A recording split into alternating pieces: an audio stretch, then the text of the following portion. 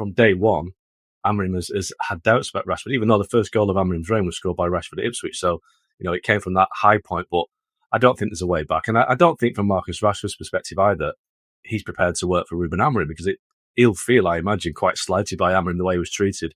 I was at Fulham that day when we asked Amorim, has Rashford got a chance? And he said, no, I'd rather play my goalkeeper coach. And the goalkeeper coach is 63.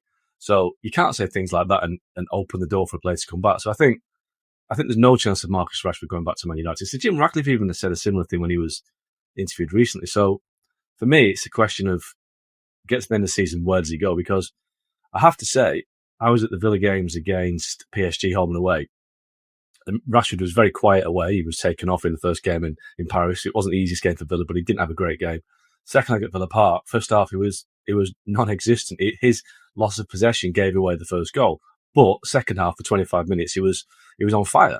And that was the Marcus Rashford that we know from his peak days at Man United. And, Rob's reference to the goal he scored at Man City last season, that incredible goal.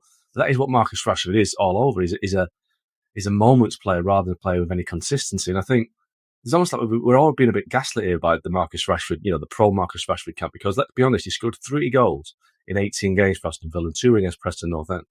He's not had that great a run. I think he's finished 1 game, or he may not even finished 1 game. So I think we're all getting a bit carried away that Marcus Rashford is suddenly back to the player he was. He's got 3 goals in 18 games. That is nowhere near. If you're Aston Villa, are you going to pay a £40 million fee and potentially £300 a week wages for a guy who scored 3 goals in 18 games? I don't think so.